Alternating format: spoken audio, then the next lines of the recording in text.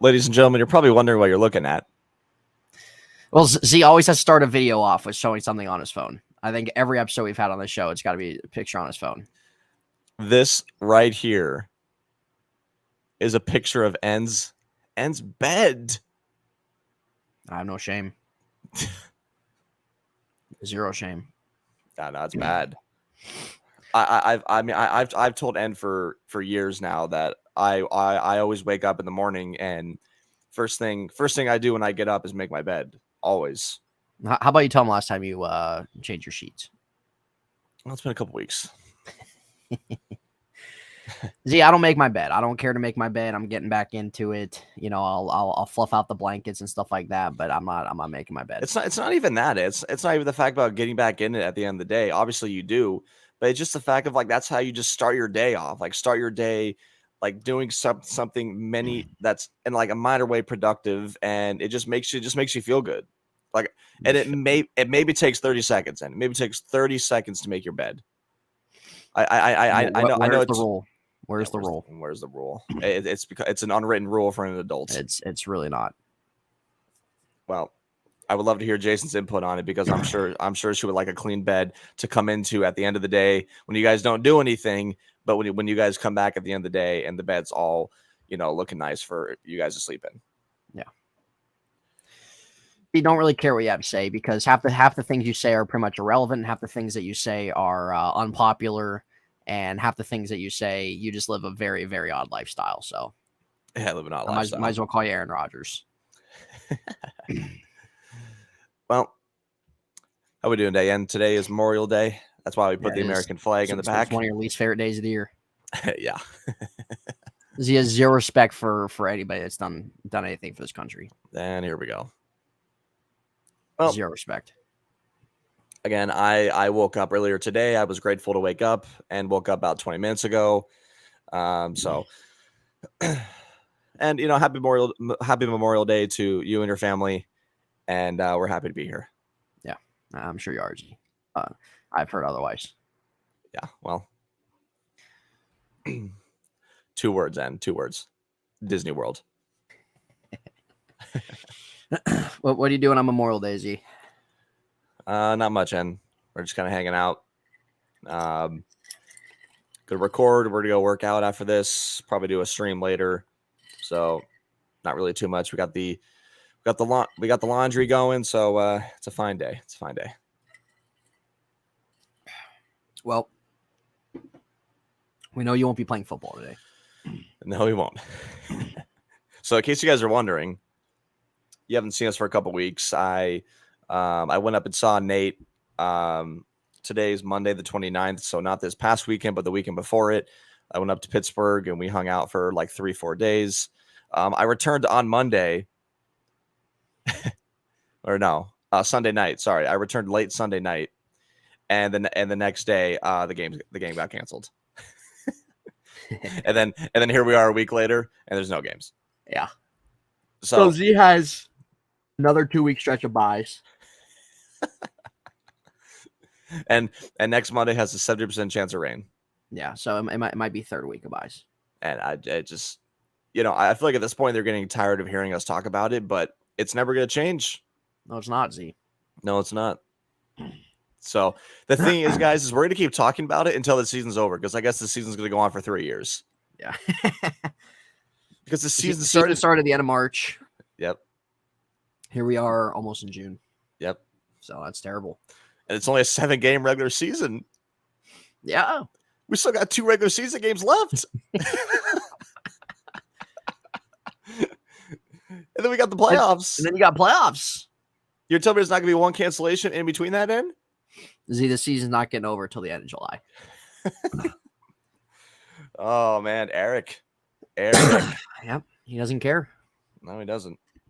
Doesn't care. It's a beautiful day outside. Can't do it. No, you can't. So, well, on this episode, it's going to be about football again, ladies and gentlemen, because you guys don't put your own comments in the chat on what you want us to talk about. So that's on you guys. So Z and I are going to be doing what we want to do. And again, you guys are free to leave your comments on what you'd like us to talk about. But at the end of the day, if you don't, it's on you. So Z and I are going to do a bunch of top 10s around the NFL. And even though we're almost in June, thank God May is almost over. I freaking hate May. I do. I hate May. It's dull. You're not quite in summer. You're not quite out of spring. It's just kind of there. I hate May. But the good thing is with June coming around the corner is that would be probably about a little around a month away from training camp, which is great. So, but Z and I, we're going to do a bunch of top 10s surrounding the NFL, whether it's positions, jerseys, coaches. Could be, and this could be a 2-part episode here, ladies and gentlemen. We're going to do defense side of the ball next episode. We could even do just some of our favorite moments throughout all the years you've watched NFL for. There's a little game that we're going to play throughout this episode as well from certain periods throughout the episode. So Z doesn't quite know about that, but there's going to be a little game that we play. It's called Find the Egg. It's in Z's hair. There it is. Yeah. That's what we're doing, guys. So hopefully you guys have had a good week. You guys have had a good weekend. Well, why don't you show that? Why don't you show the table that all your stuff is set on? All your computer and podcast stuff is set up on how it was made in the 40s. Yeah, how it was made in the 40s. Well, Z, it's honestly a perfect size, and I didn't need to go out of my way to buy anybody for a desk. So that's what I'm using until we upgrade the hardware. Go on, then. Don't have any problems, Z. If it's not for me, you're not on the show. Yeah, you're right. But Z, do you want to get kickstarted here on this? Well, I want to start off by just saying one thing. Yeah. And I think I lost it. Yeah. Well, that's for the better. So yeah, we'll get it started off. So, and gave me his top 10 head coach list yesterday, and this is horrific. It's really not. So and go ahead and say your top 10 head coach list, and I will say something once you're done. All right. Well, number 1, we have Andy from Toy Story.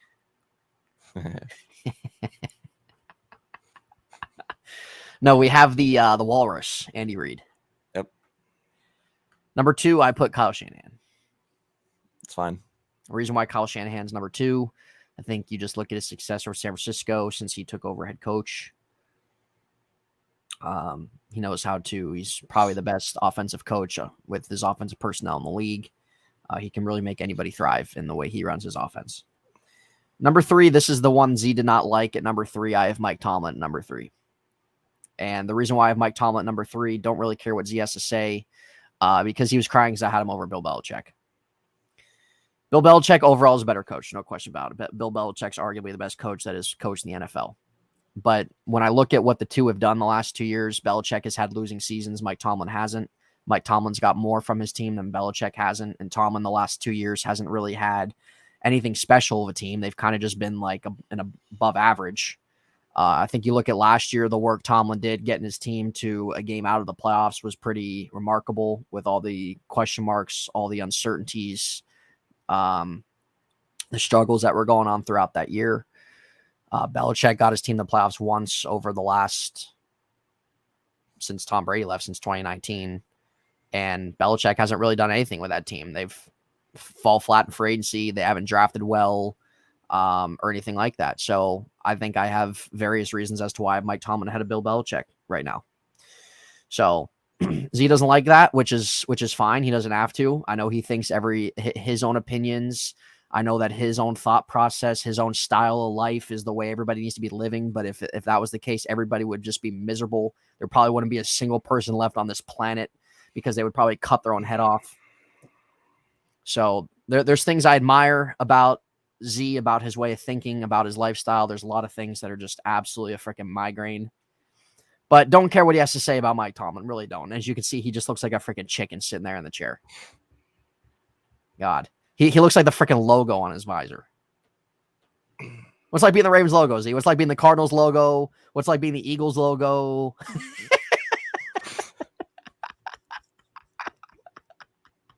What's like being the Falcons logo? Jeez. You guys are walking logo.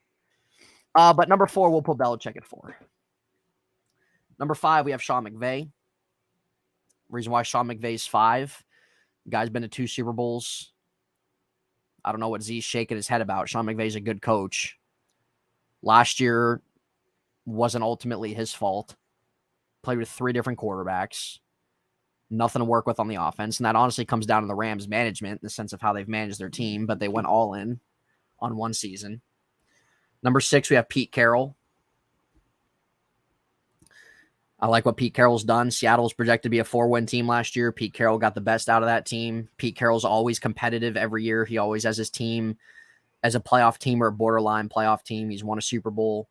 7, Sean Payton. He sat out a year. Got to see what he does with Denver, but we know that he's been a wildly successful coach. 8, Zach Taylor. Got to give him credit on what he's done the last 2 years. Sean McDermott's 9. Think that he's a really good coach, that he gets the best out of his teams, but they've fallen short, so he's farther down this list. And number 10, we have John Harbaugh, which is kind of debatable. So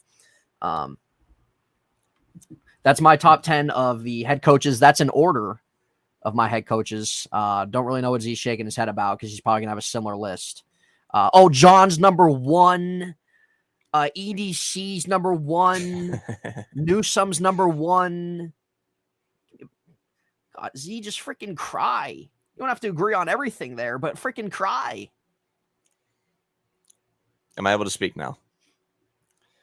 Of course you are, Z. I finished my list. Why don't you tell the audience why your nose is bent?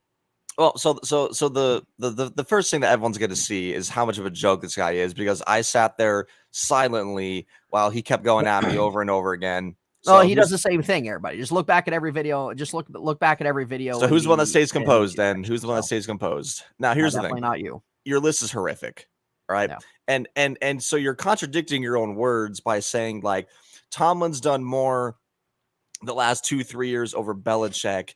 That's why he's over him. Well, by that manner, Sean McVay's done more than Mike Tomlin over the last 2 years. Sean McDermott has done more than Mike Tomlin the last 2 or 3 years. Pete Carroll has done more than Tomlin. I'm not basing this off the last 2 years, moron. This isn't based off the last 2 years. Look at Tomlin's track record compared to those guys. But if we're going to compare Tomlin and Belichick, those guys have been coaching for years and years and years. Belichick, the last 4 years, hasn't done anything impressive since Tom Brady's left. He hasn't drafted well. He hasn't done anything in the offseason well. They've had losing records. Mike Tomlin hasn't. That's the reason. I can put McVay over Tomlin, sure. I can put McDermott over Tomlin right now, sure. But in terms of a general consensus, I'm not doing that.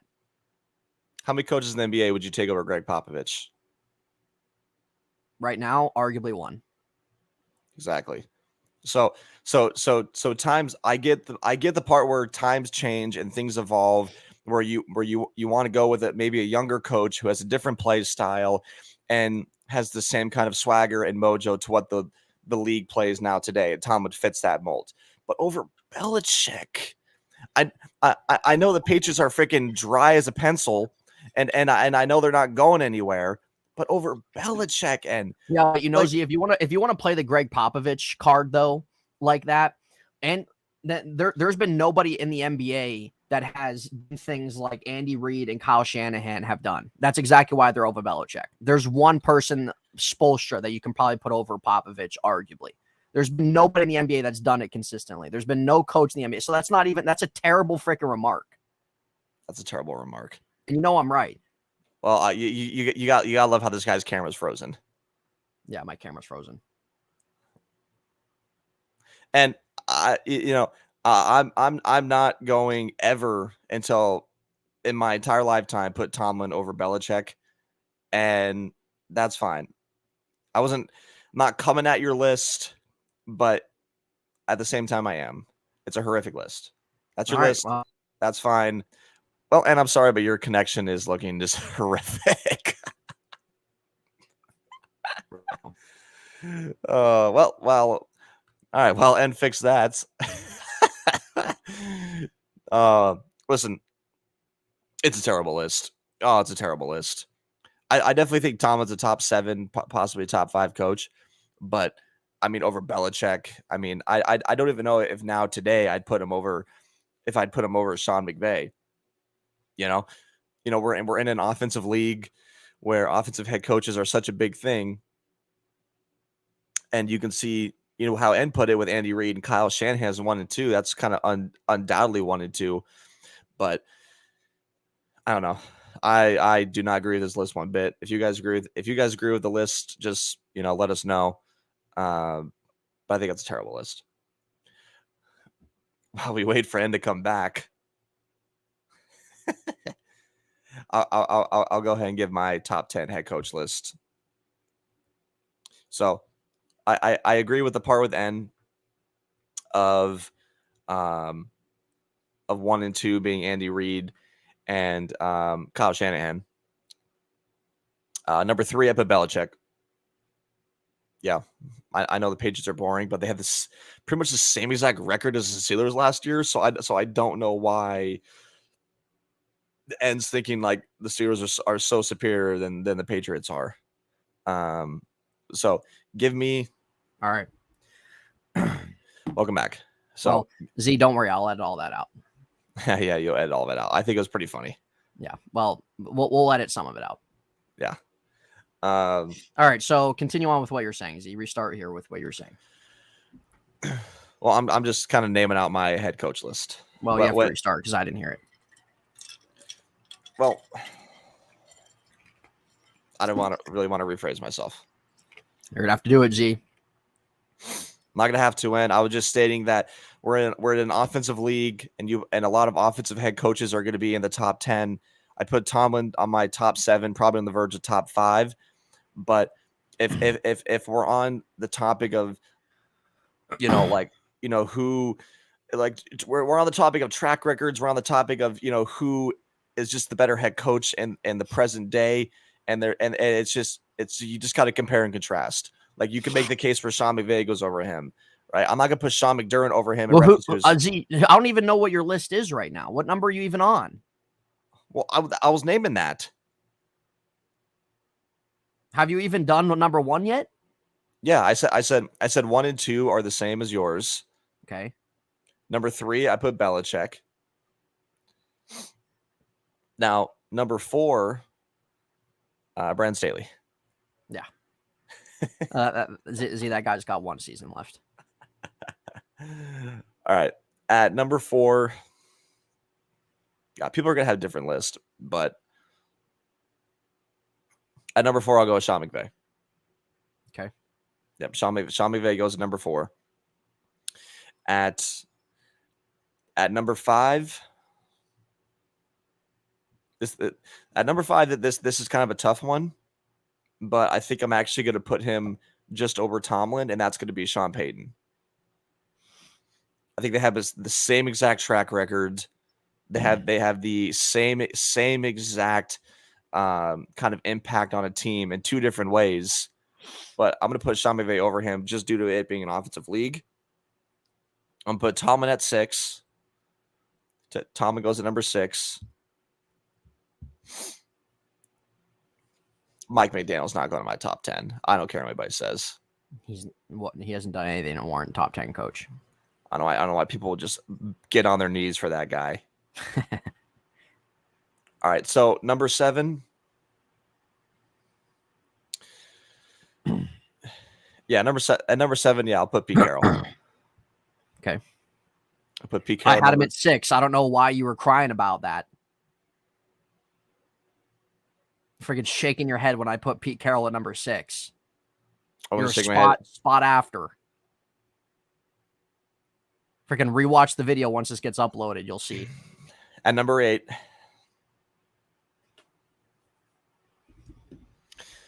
At number 8, although this guy's a joke. I mean, this guy is just a joke. I'm going to put him in there just due to the success they've had since he's become their head coach. And that's Matt LaFleur. God. He's a joke. He is. I don't even think he's that good of a coach, Z. He's awful for the league. Yeah, he is. I don't even have him in my top 12. But I'm just going to put him in there just due to the fact of, like, I don't think the Packers struggling last season was on him. And, I mean, even the season before that. Okay, anyways, moving on. Number 9.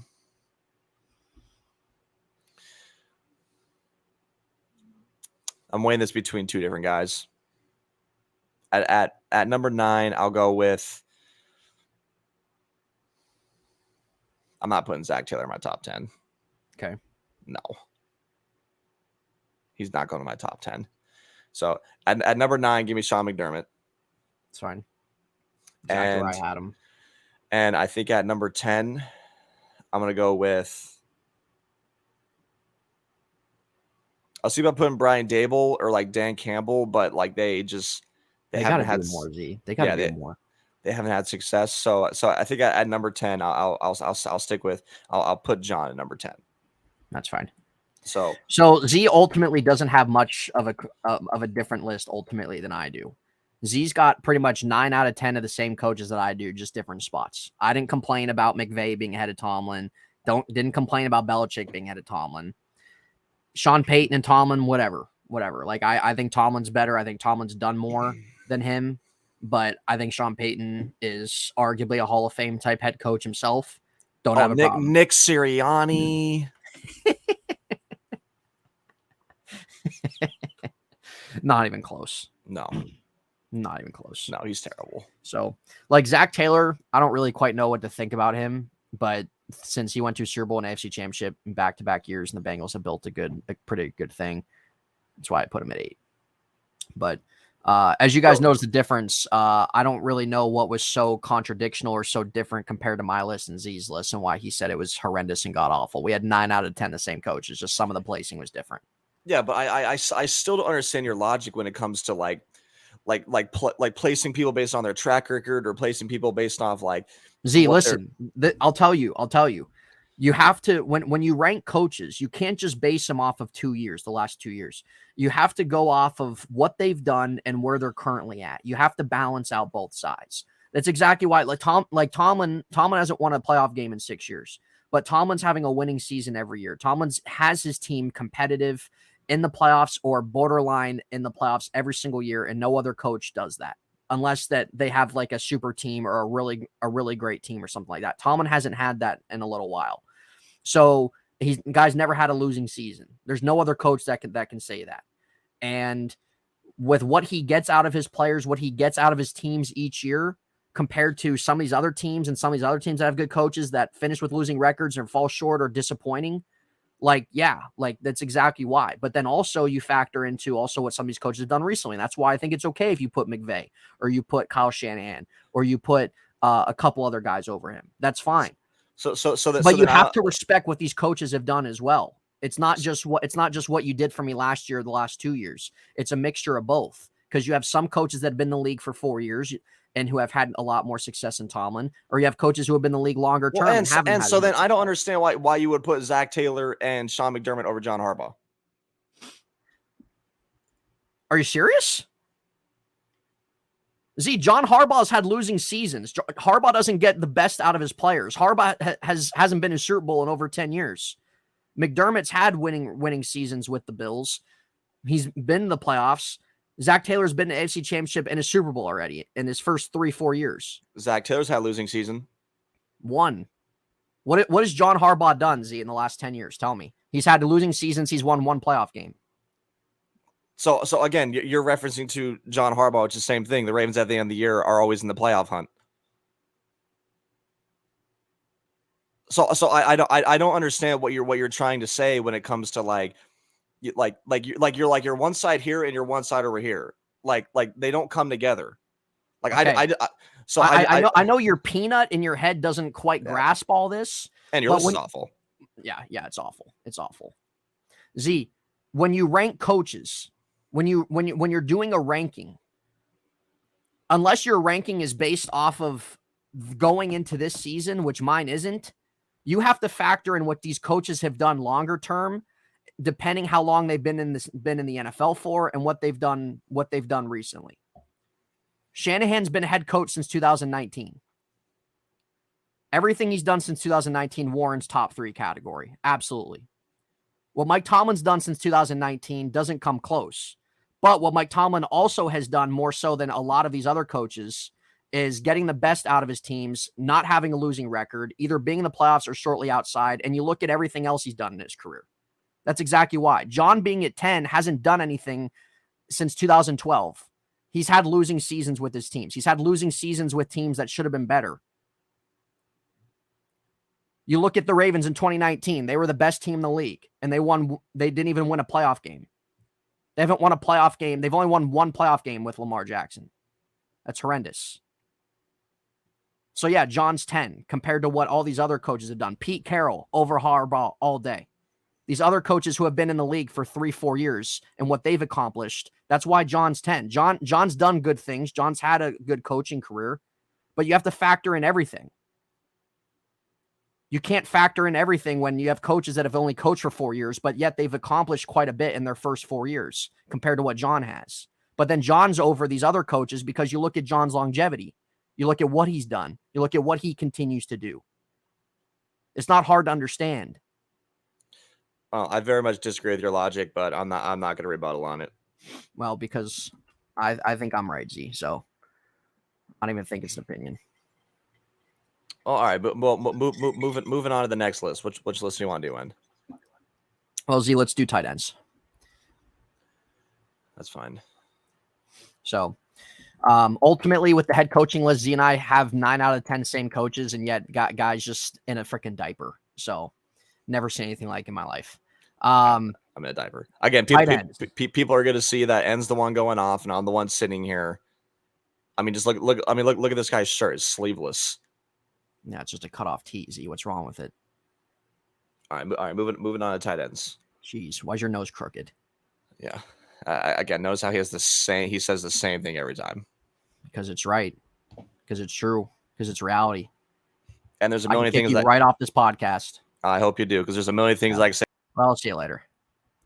So there you go, guys. Z's in timeout.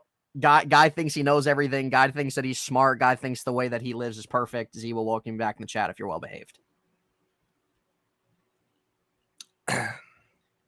Moving on to tight ends.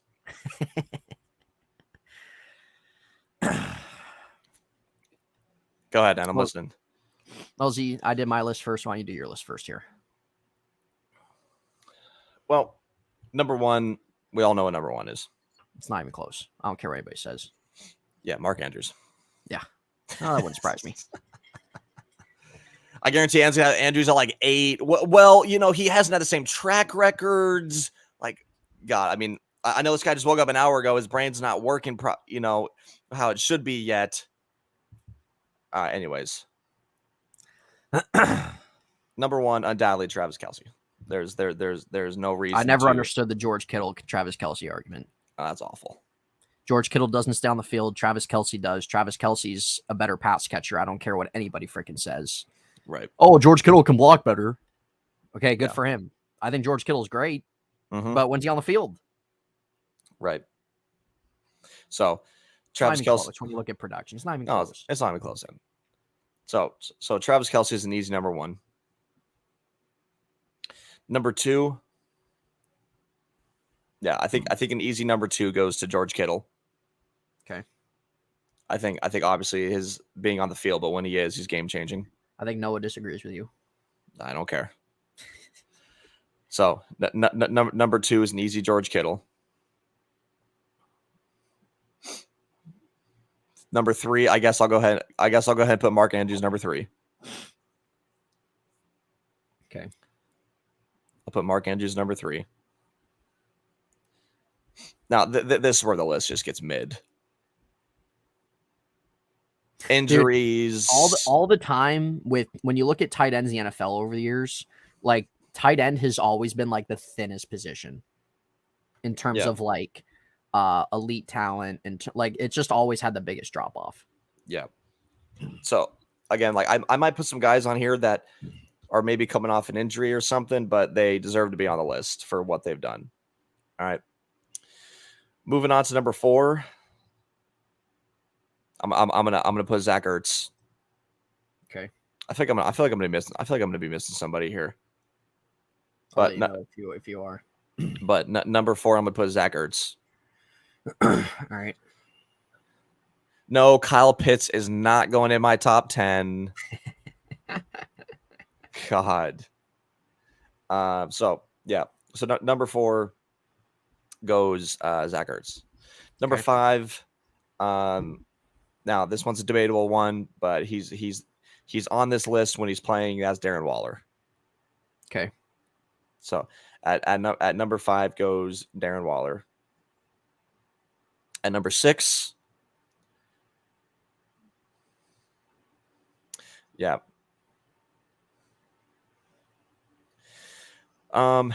Yeah, I think at number 6, I'm gonna put.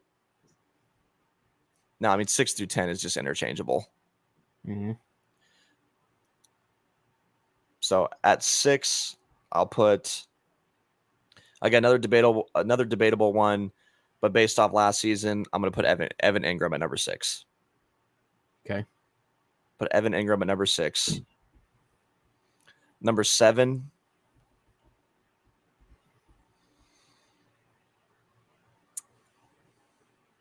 I'll put TJ Hawkinson. Okay. I could have put him a little bit higher up on the list, but Mhm. I'm gonna put TJ Hawkinson at number 7. All right. Number 8, and put Tyler Higbee. Tyler Higbee goes to number 8. Number 9, I'm gonna put Pat Freiermuth. And at number 10, and this could be weighed between a few different guys, but at number 10, I'll go with like David Njoku, number 10, or I could go with Dallas Goedert. Yeah, so one of those guys go at number 10. All right. So that's my list. Okay. Really not that bad of a list, Z. That's a good list. Yeah. It's not a bad list. You know, if it's on TikTok, you have somebody in the comment section. Oh, where's Cole Kmet? Where's Gesicki? Not even close. Yeah. Guy sucks. Where's Kyle Rudolph? Yeah, Kyle Rudolph.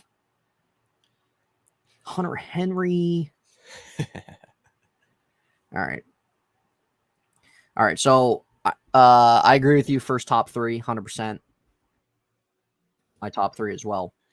A lot of these you can just really be interchangeable. Number 4, I'm gonna put Darren Waller. I know the guy's injury prone. I know he's freaking, his foot's made out of just absolute freaking plastic. But when you look at what he's done, you look at when he's on the field, like he's a highly productive player. 5, I'm gonna put TJ Hawkinson a little higher than Z. He had a really good year with Minnesota last year. I think he fits there pretty well. Number 6, I'm gonna put Dallas Goedert. Again, interchangeable, but he had like almost 70 catches last year. God, looks like a monkey. Well, that has nothing to do with his play.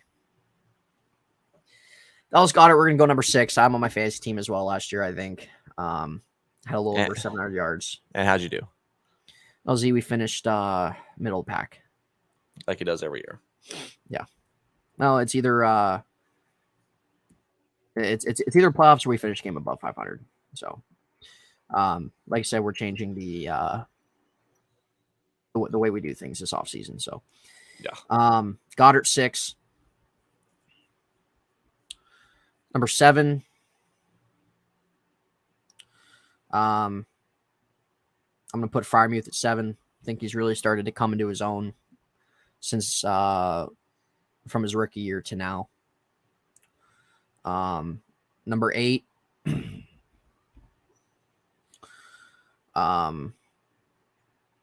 else we got here? Yeah, if anybody's putting Kyle Pitts on their list, I mean, that's just terrible. Yeah. Guy doesn't belong anywhere in our top 10.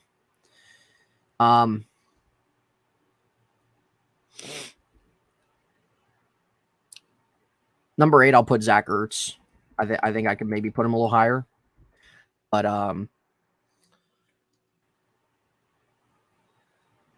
unfortunately he got hurt last year, and I think that he's done some pretty good things with the Cardinals. I think before on the Cardinals he was dropping off, but he's kind of started to come back and everything like that, which is good. We'll see how he returns to his ACL injury. Put him at 8. Number 9, who do I have at 9? Oh yeah, I'm gonna put Dalton Schultz at number 9. Even though he's not with Dallas anymore, so that might hurt his production. But his last couple years, that's why I didn't put him there. Yeah, his last couple years, I'm gonna give him the edge with what he's done. He was a pretty productive tight end there. Put him at 9, and number 10, I'll put Evan Ingram. We'll see how long, because Evan Ingram was a failure before Jacksonville. Yeah, he was. He really was. So we'll see how long he's able to kind of keep this up. Like, not long in terms of like his production. He's been ass. So he had a bounce back year last year after pretty much his entire career has been a failure. But we'll see how he we'll see how he pairs going forward with them. So it's my top 10, Z's top 10 on the tight end list. Nothing crazy. You see the first 3, or you can't really get much better than that at your tight end spot, and the rest you just kind of have a drop off, and you just kind of have good to kind of like middle of the pack, above average, really. So nothing really crazy there with ours. I think we probably only had like maybe one different person in there. Mm-hmm. So now, Z, here's where we take a little game break here and have a little fun on the game. So I'm going to give you 3 questions here, Z, and you're going to answer them to your heart's content, okay? Yep. All right.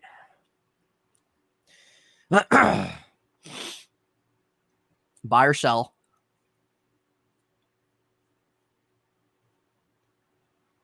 Lamar winning MVP. Sell. God. On to the next one. What a sell. Yeah. Buy or sell, Z? The AFC North is going to be disappointing like the AFC West was last year. No, sell. Think the AFC North will be better? Yeah, because I think Cleveland will finish last, but I'm pretty high on Cleveland. Mm-hmm. Okay. So yeah, I'm selling that again. All right. Buy or sell? This is a little similar of a question. Buy or sell that the AFC, as we know, there's certain hype around certain teams. We know that it's AFC's gotten more stacked. Buy or sell the AFC is not as crazy. It's not going to be as crazy or hyped up as it is right now.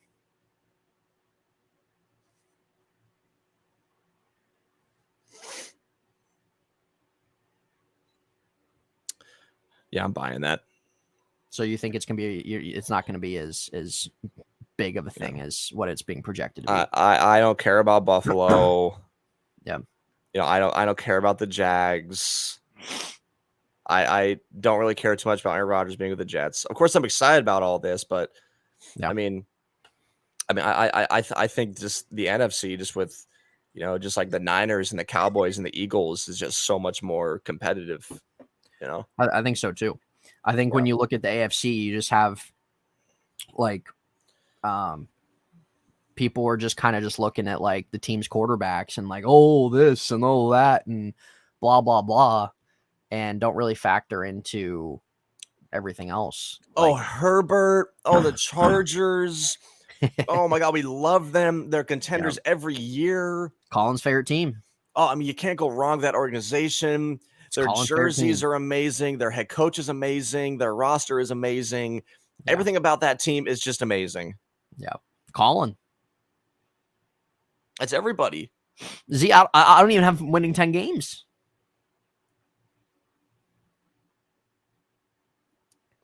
I don't care. I could care. I could seriously care less about the LA Chargers.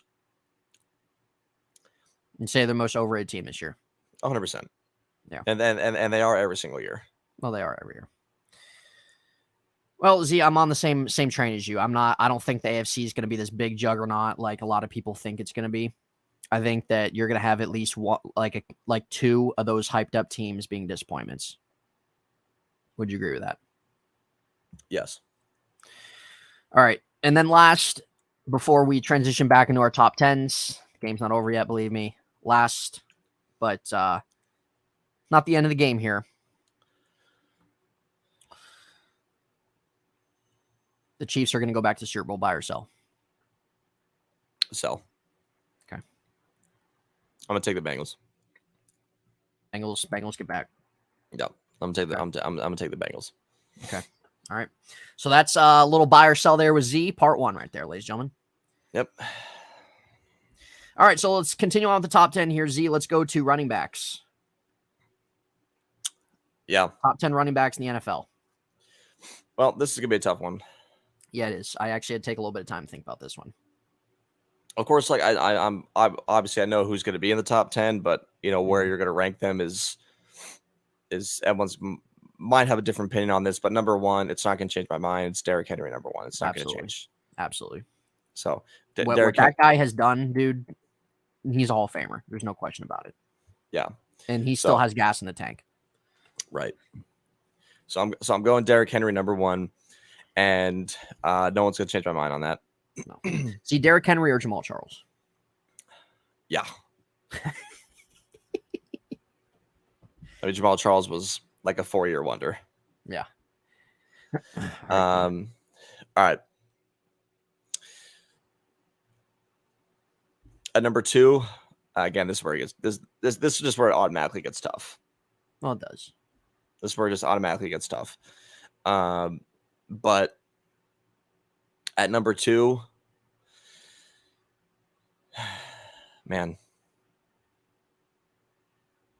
it's tough. But at number 2, I guess I gotta put Christian McCaffrey. Okay. I gotta put McCaffrey number 2. He was good last year. Yeah, he was great last year. Yeah. I mean, he was a huge reason why the Niners won 10 straight games to end the year. Yeah. So he's on the field when he's on the field, he's an elite running back. Yeah. No question. So, well, that's the biggest thing with him. The guy's made of paper. Yes, he is. So give me McCaffrey number 2. Number 3. Oh man, again, this tough, but number 3, I'll put Austin Eckler. It's fair. Austin Eckler goes number 3. Number 4, yes, to you guys freaking out about this guy. Maybe he should have been higher. I guess I'm putting him right now. Number 4 is going to be Jonathan Taylor. Okay. All right. Jonathan Taylor does go number 4. I know he had a disappointing year last year, but yeah, I'm still going Jonathan Taylor at number 4. Okay. Number 5. Again, tough one. But I'm going to put Saquon number 5.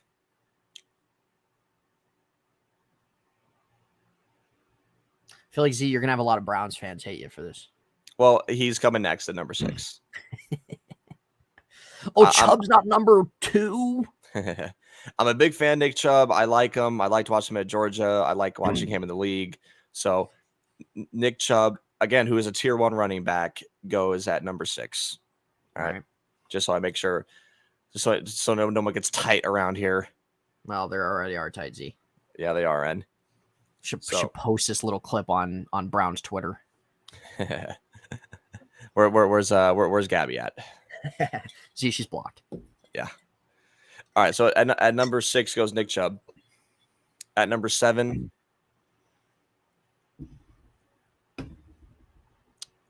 seven and 8 is interchangeable. So I'm going to put 7 and 8, Joe Mixon and Josh Jacobs. Okay. 7 and 8, Joe Mixon and Josh Jacobs. Number 9, I'll put Aaron Jones. Okay. Aaron Jones goes at number 9. And I think to finish it out at number 10, yeah, I mean, he deserves to be there. So I'll put Dalvin Cook. So that means on the outside, no, Kamara's not in the top 10. He was a year or 2 ago, not anymore. Yep. James Even Conner, you say Kamara's time is kind of winding down here. It certainly seems that way. But I mean, the way the Saints are set up this year, I mean, he could have potential to bounce back. Yeah. So like, he's on the outside looking in. I guess I would say James Conner's on the outside looking in. I could even say that rookie from the Texans last year is on the outside looking in. But yeah, I mean, that's my top 10 right there. Well, there's nothing wrong with that list because I have pretty much the same exact players, just different order. Right. So, Derrick Henry's number 1. Don't care what anybody says. Chubb, McCaffrey, Eckler, don't care. Have some freaking respect. Yep. CMC number 2. This is one thing I have different than Z. I have Nick Chubb at 3. I think the guy's production's just been really good over his time. When that guy's out in the middle of the open field like that, his breaking tackles, the guy's a freaking tank. 4, Eckler. We know that he's really come to his own the last few seasons. Definitely worthy of being in top 5 category. 5, I was a little debatable on here with about 2-3 different guys. I'm going to put Saquon at 5. When Saquon's on the field, he's heck of a runner. He's going to give you versatility in both styles of the offense, both ways of the offense. 6, I'm going Josh Jacobs. Got to give credit where credit is due last year for him, and he's honestly been a pretty consistent runner throughout his time with the Raiders. 7, Jonathan Taylor. Some could put him higher. Z had him higher. Taylor's only been in the season for 2 years. He had a really good rookie year. He had a down year last year, and I want to see more. I think that he can be a top 5 guy. When was he drafted? 2020? Yeah, no, but that second year when he ran for the rushing title, that was his second season. Okay, that was second season. Okay. I want to see more. I want to see more from him. I like the production of these other guys more so than Taylor. I want to see more, though. Number 8, I'm going to put Dalvin Cook. Number 9, Aaron Jones. And 10, Joe Mixon. Yeah. So same exact players. Same exact players. I think really the only key difference is probably where I had Jonathan Taylor compared to Z and then Nick Chubb. Back end of the top 10, I think you can really interchange. Yeah. So, all right, Z, let's move on. Let's move on to quarterbacks here. Here we go. Just got to pitch another argument. Yeah. Well, let's move on to quarterbacks. I'll start off first. I'll start off first this time. Oh, I did some thinking with this. This was probably maybe the list that took me probably the second longest amount of time to make. And I feel like I have fair amount of reasoning behind this order, and I will give a reasoning behind most of these, unless the ones that don't really call for it. Now, the thing with quarterbacks in the NFL right now is that we know that it's kind of like all the veteran guys that we grew up with have transitioned out of the league, and you have kind of the youth movement now with quarterbacks, guys who have been when we look at the top 10 quarterbacks, these are pretty much guys that have either one, been in the league for probably primarily 4 or 5, maybe 6 years now. There's a few that have just kind of started coming into their own. And there's a couple that I probably primarily would not put in the top 10. Like when I look at them, I don't think that they have the label as a top 10 quarterback, but with the state of the quarterbacks right now in the league, there's a couple I have to put in there. So number 1, no question. We all know this. It's Patrick Mahomes. On to number 2. Number 2, I have Joe Burrow. I think rightfully so. What he's accomplished, easy number what 2. he's done, easy number 2. Yep. Number 3, I'm going to put Josh Allen. I'm not big on Josh Allen like a lot of other people are. I know Z's not. I know Z's not a big Josh Allen fan. I know that apple and that stem is just sticking right out of his neck. But Z and I are both not really big Josh Allen fans. And the reason why is that Josh Allen's a turnover machine. I don't think Josh Allen is a precise passer like some other quarterbacks are. He's got a can of an arm. He can use his legs. I think he's a very talented quarterback. He's got to get polished a little bit more on certain stuff. But still, what he's accomplished, what he's done, I'll put him at number 3. Number 4. Now, I will say, when it comes to players that are either rookies and have a good rookie year, or 2 players who have been in the league like come year 2, year 3, and they just finally had a season where they popped off. I don't like to rank them high a lot because I want to see more. Yeah, there it is. Let's go to Z's in the Fresh Prince of Bel-Air. Yeah, that would be Z in the early 90s. Yeah, it would. Guy thinks he belongs. Yeah. See, I might as well call you Jazz. Continue, man. Continue. Yeah, continue. God. But like if somebody pops off in their rookie year, or if somebody pops off in year 2, year 3, I don't really like to rank them as high as maybe some others do, because I want to see more before I put them in that territory. But I'm gonna put Jalen Hurts at 4. He had a really remarkable season. He didn't have too bad of a season the year before that, but this year he really transitioned into Transgressed. transgressed. Transitions, the wrong word. Transitioned in a lot of different areas of his play. You know, people can say, oh, look who he has. Look what the Eagles have done. They have the best line. Well, still, the guy has to play quarterback at the end of the day. So I'm going to give him number 4. We'll see how he does in terms of his future. But Z and I have always liked him coming out of college. Yep. We did. Number 5, I'm going to put Aaron. I'm going to put Aaron at number 5. I know Aaron had a kind of quote-unquote down year last year, but I think you look at what freaking Aaron had to throw to. Look what he was working with. Just no. I think Aaron's still got gas left in the tank. I'm not saying that Aaron's still in his MVP form.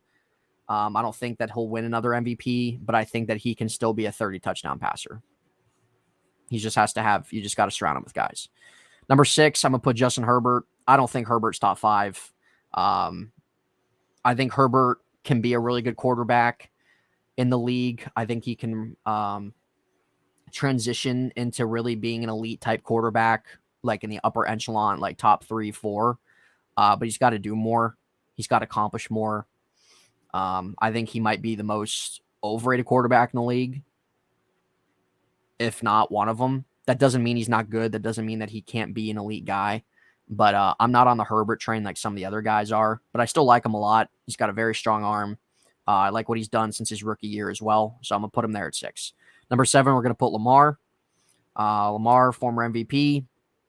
I think Lamar, he's just a unique athlete, unique player all around.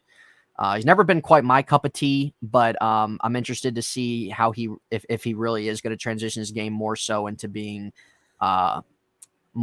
maybe not necessarily pass first, but transitioning his game in the sense of kind of transitioning more so into that.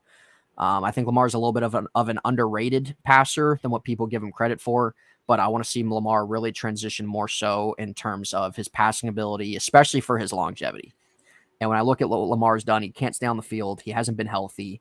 And he hasn't really done much in the sense that blows you away over the last couple of years. Some of that has to do with his injury. So he's at 7 there for me. Number 8. Now 8 through 10, I don't really like this.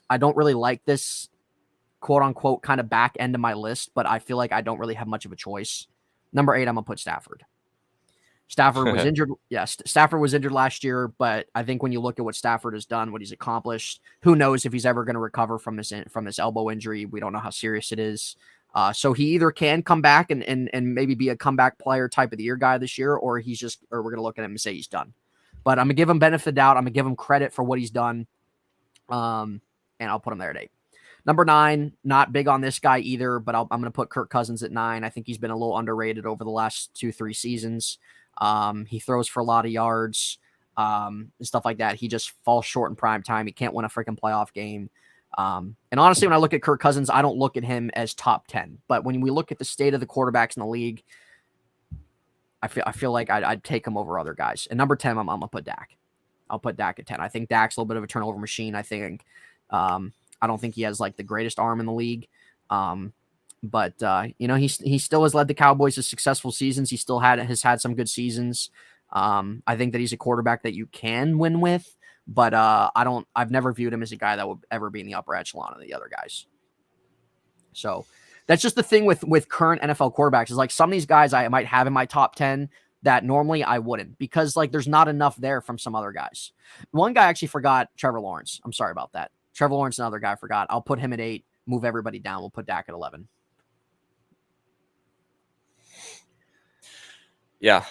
But that's the state of the quarterback, Z. Is that it's you have a lot of youth, and it's the transition into the young quarterbacks, and you have some who have played a little bit now and have proven that and have made that staple, or you have some that have played a couple years and are maybe moving into that territory. You have some that aren't top 10 at all, but you don't have a choice but to put them in there. Yeah. So my 1 through 7 is the exact same as yours. Holmes, Burrow, Allen, Hurts. I love Jalen Hurts. I took him, I think, with my second round pick last year in fantasy, which Yep. was a huge reach, but man, did it pay off. Yeah, it definitely did. It definitely did. Sadly, he got hurt, and it might have cost you a championship. Yeah, I know it did cost a championship. it not might have. It did cost a championship. Yeah. Yeah. 5 Rodgers for sure. 6 goes Herbert for sure. 7 goes Lamar for sure. Now 8 through 11, because I was going to go 11 as well, adding on Trevor Lawrence. Okay. Yeah, 8. Yeah, I mean, again, this part I don't like either, but Yeah. 8. Yeah, I'll put Stafford because he won. I just don't feel comfortable with it at all. Yeah, because he won a Super Bowl, because he's thrown for so many passing yards throughout his career, so many touchdowns throughout his career, and he's still he's still fairly young. I mean, we've seen Peyton Manning come back from a serious injury, and Tom Brady come back from a serious injury in their careers. So now it was Peyton Manning's neck, Tom Brady's knee. Mm-hmm. So now I'm gonna have Dak over Kirk Cousins. Okay.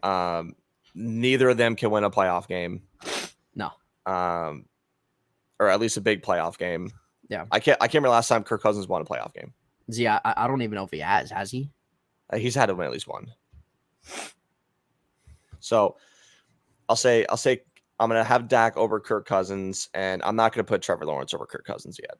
So, Okay. So that means Stafford at 8, Dak at 9, Cousins at 10, and then Trevor Lawrence at 11. Yeah, no, Russell Wilson's not in there. Derek Carr's not in there. No, Geno Smith is definitely not in there, and neither is Justin Fields. Yeah. So, I think that's the only correct list or the correct select of players to be in the top 10 / top 11. Yeah. Deshaun Watson. I don't see anything wrong with that. Deshaun Watson could make his way back in there, of course, because when he was playing, I mean, he was definitely top 5. But we know what happened after that. See, I don't even think he was top 5 when he was playing. Well, he was up there for sure. I would say he was probably back end top 10, but and I think he was transcending into like something pretty good. But we gotta wait to see how he does. Yeah. So obviously, the way his career is trajected, I mean, it's got him pretty off track to say the least. So, we'll see about, we'll see about him. But yeah, so that means our final offensive category is going to be wide receivers. And this one I actually like. The thing with wide receivers in the NFL is that there's going to be ones that don't make the top 10 that you can make an argument for. Yeah. I think there's 12, 13 wide receivers that you could probably categorize as a top 10 type wide receiver. But before we do, we're going to play one more game of buy or sell here with Z. Here we go. So play one more game of buy or sell here with Z. Z, buy or sell, Barry's going to get better. And I'll sell my whole life on that. I'll sell my whole entire life on Tito getting better. Yep. It's definitely not happening, Z. All right. Buy or sell that the San Francisco 49ers are going to have a quarterback this year that throws for over 25 touchdowns. Yeah, I'll buy that. Okay. Yeah. Because right now, it's very up in the air who's going to start week 1. Yeah, no, it is. I mean, just a single quarterback. I mean, maybe I'll sell it, but just passing touchdowns in general over 25. I'm talking single quarterback, Z. A single quarterback. Yeah, I mean, I don't know because I don't know who's going to be starting week 1.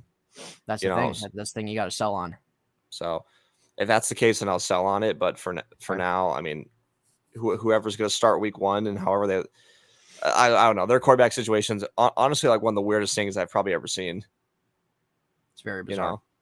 Like 7th round pick, I think Purdy was. Last pick in the 7th round. Yeah. Last pick of the draft. Turned into, I'm not gonna say a star, but obviously turned into, a potential franchise quarterback for them. And then, I mean, obviously we're forgetting Trey Lance, who was a top 5 pick, top 3 pick. So that guy's terrible. Yeah, he is. Colin doesn't like him now. I wonder why.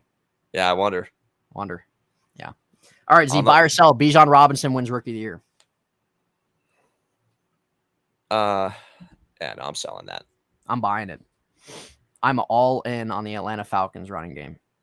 Yeah, I mean, I like him. I definitely like him. I mean, I had him going to the Eagles, but no, I like the situation Bryce Young's going into. So I think he's likely for Rookie of the Year. Okay. All right. Buy or sell. Eagles get back to the Super Bowl. Yeah, I'll buy that. Okay. Yeah, for sure, I'll buy that. I mean, I could definitely see an Eagles Bengals Super Bowl. It'd be pretty fun. I mean, I think it sounds weird, but I feel like the Eagles got better. You know, like they With I know the they amount lost. with the amount they lost, dude, I think DeAndre Swift, he's gonna have the opportunity to bounce back. Yeah. Yeah, no, I mean, honestly, like if they're healthy, I'll take Swift over Miles Sanders all day.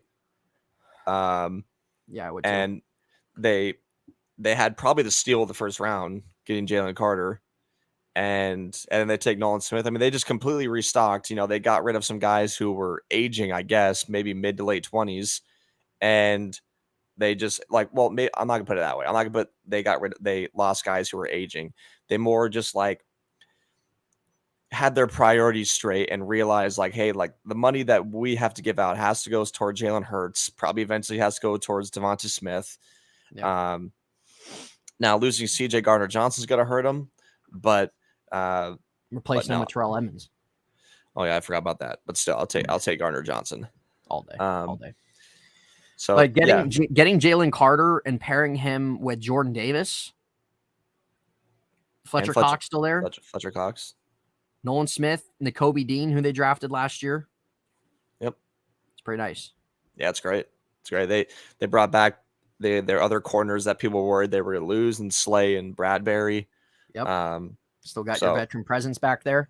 They have probably the best offensive line in the NFL. So I mean, they're not going anywhere. No, they're not. No, they're not at all. No. All right, Z, buy or sell. Carolina can be a playoff team this year. Oh, 100% buy. 100%, especially in that weak ass division. Yeah, 100% buy. I was thinking that to myself last night. Bryce Young's going to have some struggles, but he's going to have some things that are good. But when you look at his offensive personnel, and he has an offensive coach, and now I don't know how McCown's going to do, but I like their young defense too. Yeah. God, who no, don't tell me who their coach is. God, I know who Frank Wright. Yep. All right. And the last buy or sell of this video, and we will do another buy or sell game with Z on the next video where we talk about defensive players, is would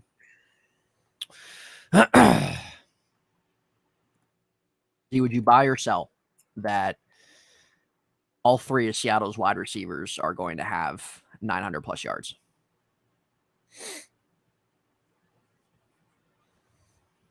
When you look at Metcalf and Lockett and what they've done, and now you're bringing Smith and Jigba, do you buy or sell all three of them have 900 plus yards?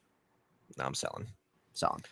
And the reason why I'm selling is one, I'm not a freaking Geno Smith fan. You know, I mean, like I that's a whole nother conversation. I'm not gonna say I'm not a Geno Smith fan. Like I like seeing him succeed last year, and it's good he got a contract extension and has finally cemented a starting role. But no, I mean, like with that young running back they have, as long as Walker can stay healthy, I mean, I think they're going to focus a lot on the running game. So no, I don't really think that they'll have three guys over 900 receiving yards. Yeah, I agree with you. I saw on that. Now, there's a couple more I could ask you, but I'll save that for next episode. We're going to finish this off, guys, with our top 10 wide receivers, and we will do next episode our top 10 defensive players, top 10 jerseys in the league, and some more buy or sell with Z next episode. So, and there he is. There he is. Looks like a freaking fish. Yeah. So like a fish when you do that. So Z, go ahead. You can start us off with your wide receiver list here. Oh, this could be tough. Yeah, it is. But I think 1 and 2, 1 and 2 to me are pretty easy. Devontae Adams goes number 1. Yep. Number 2 goes Justin Jefferson.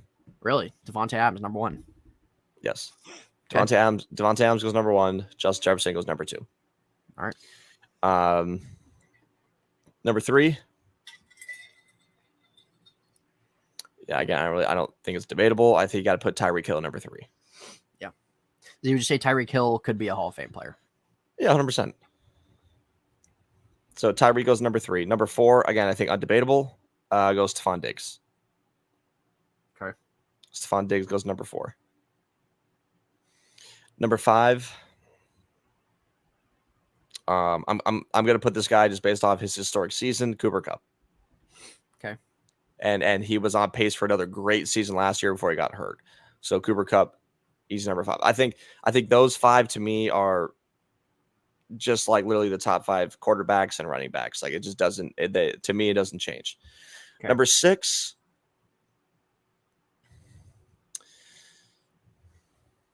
I'm gonna go ahead and put CeeDee Lamb. Okay. CeeDee Lamb's gonna go at number 6. Very close behind him at number 7 is gonna go Jamar Chase. Okay. Jamar Chase could be right behind him at number 7. Number 8. Number 8 then. Yep.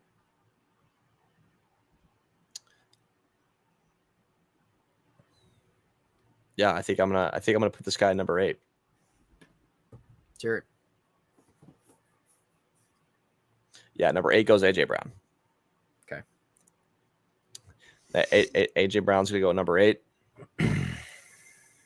Number 9.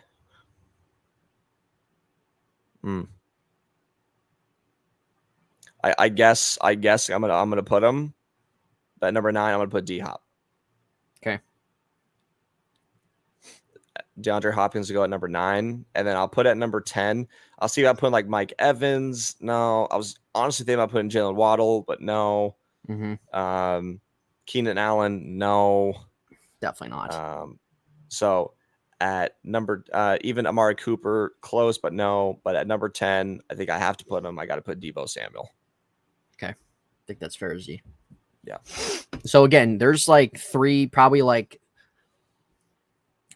other wide receivers that you could throw in your top 10. Yeah, exactly. And then there's some that are on the come up that could possibly transition into that this year. Right. And I think, if I'm kind of going into it, Devontae Adams, who's been producing the longest, him and DeAndre Hopkins have been producing the longest of all the receivers there. Yeah. But Adams has been the most consistent. He's definitely a Hall of Famer when he's done with his career. Number 2, Justin Jefferson. Adams had the best year of his career last year. Yeah, I know.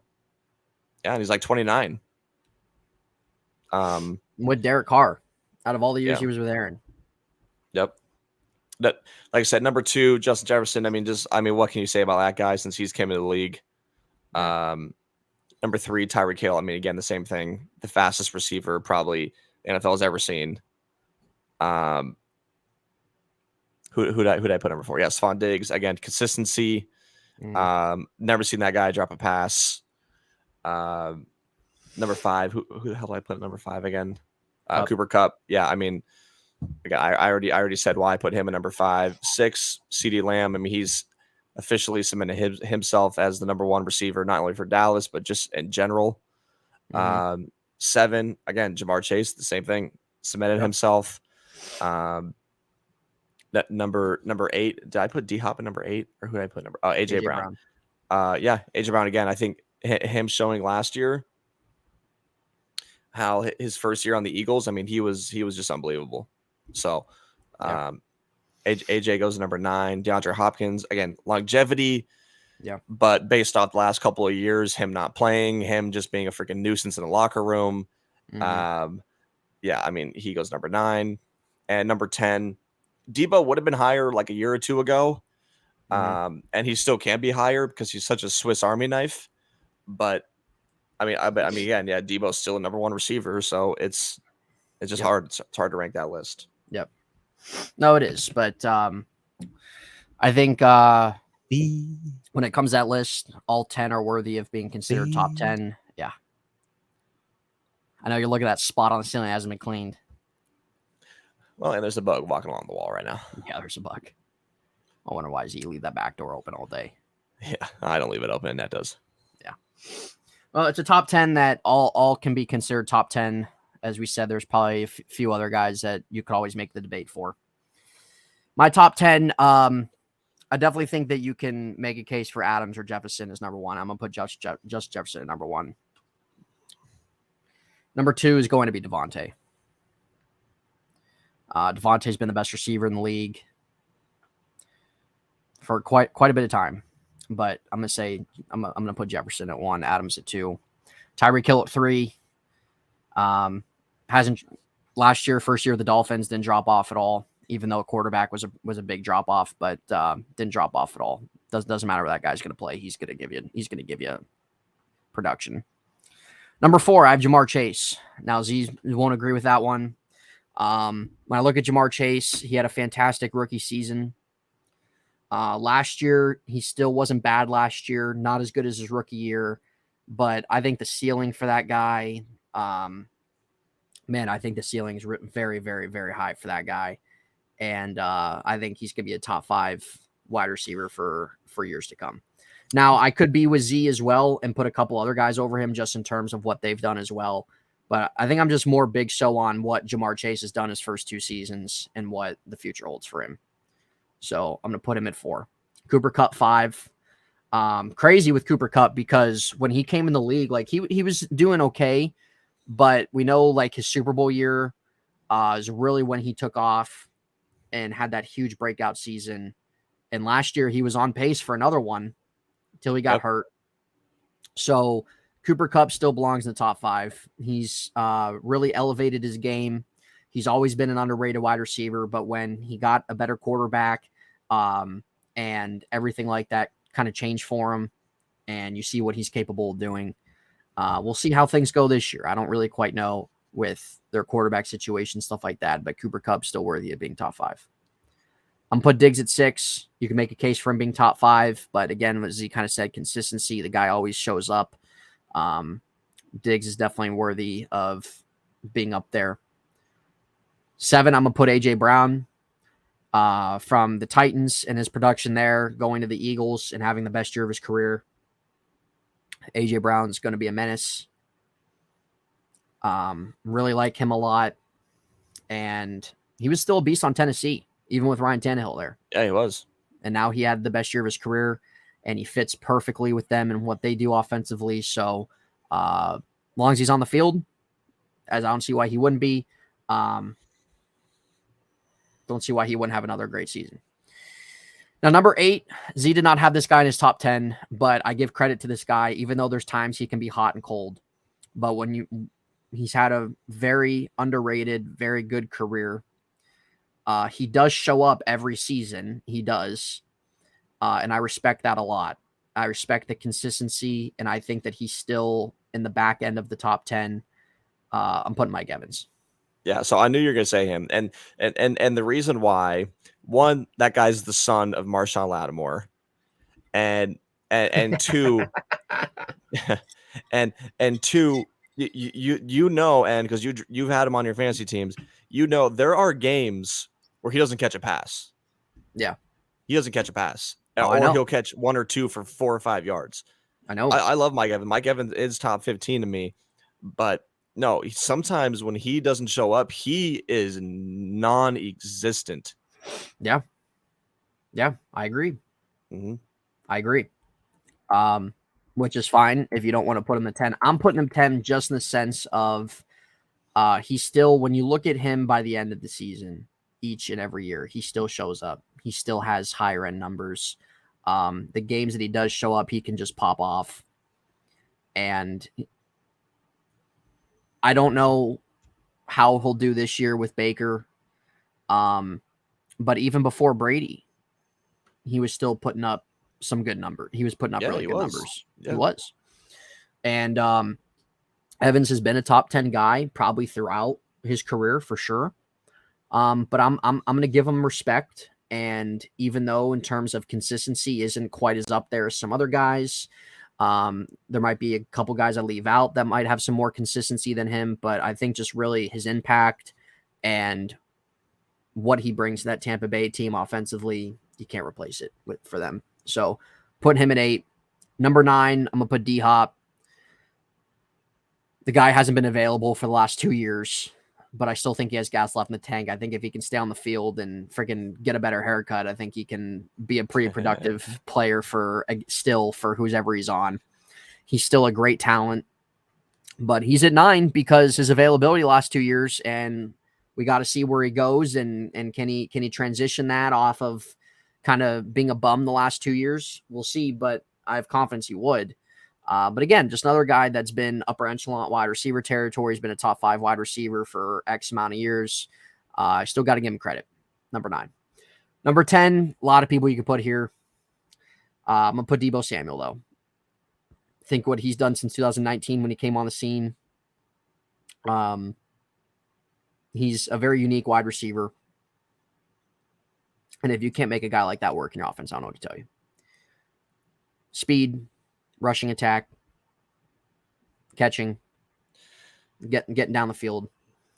He's honestly a total package. Yeah.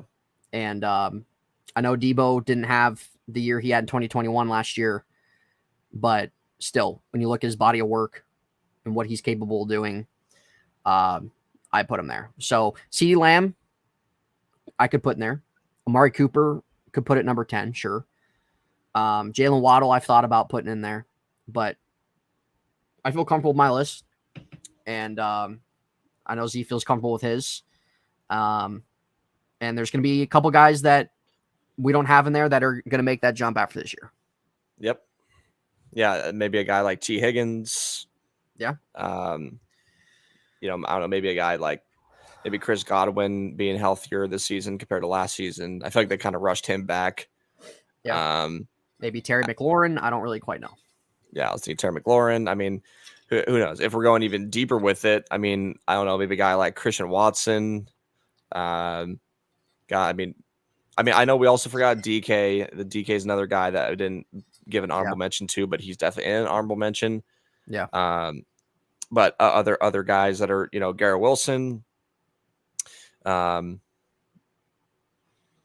I mean, trying to think some other guys. I mean, Calvin Ridley returns and plays back to his production as he did with Atlanta. I mean, 100%. I mean, shoot, maybe even a guy like, if this guy can stay healthy, which he never does, so I shouldn't even bring up his name, but Mike Williams. Yeah. So, yeah. Yeah. So, guys, Z and I went through top 10s in multiple categories here. Part 2 is going to be top 10s on the defensive side, top 10 jerseys in the league, some more buy or sell. That's how we're going to end it there. We know it was going to be a little bit of a longer episode, hour 18, one of our more longer ones, but what are you going to do? Because when you go in depth about it, you actually give reasoning behind why you have guys at this spot, you don't just run through everything. It's going to be a longer episode, so it is what it is. So we appreciate you guys sticking through, and I'm sure probably who's ever watching this, you guys might disagree with some of the stuff, but that's how sports is. Well, and it's been a couple weeks since we posted a video on our channel, so it was it's only better to post a longer one. Yeah, it is. It has been a couple weeks. So probably next episode will be shorter than this one. Probably try to cut it a little under an hour.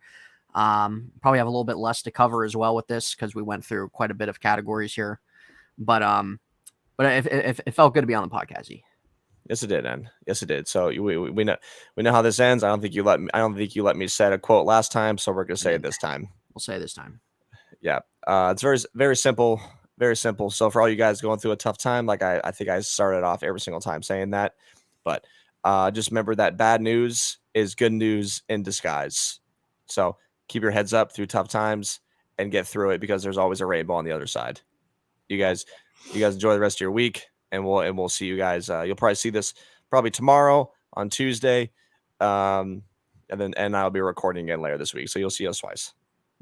Yep. We will be back this week, guys. You guys, like Z said, you'll probably see it tomorrow, possibly Monday night here tonight. Really just kind of depends on what I got going on. A couple people are coming over, cooking out today for Memorial Day weekend, celebrating. So I just did that like 2 days ago. Yeah, well, Z, we're doing it again. No. But we're actually having some different stuff. We're doing ribs, doing some chicken breasts. That's gonna be a war zone. Some dogs. God, it's gonna be a war zone. Yeah, it's gonna be a war zone. But it's gonna be a good time. It's gonna be a good time. So gotta go and stop at Capelli's, pick up a couple things and everything like that. But guys, we appreciate all your support, all those who are subscribers here. You guys know what we try to do here. We like to switch it up. We like to talk about whatever it is. We love to eventually have people on. We just want to grow a little bit more, and then we'll transition into that as well. But for all of you guys who have watched this video for however long, we appreciate it. Hit the like, hit the subscribe. You guys can follow me as well right there at In Hindsight. That's my other channel. You guys can follow me there. So for those, this video will also be up on my channel, by the way. This will also be up on my channel, by the way. So for those from my channel tuning in, appreciate it. Hit the subscribe on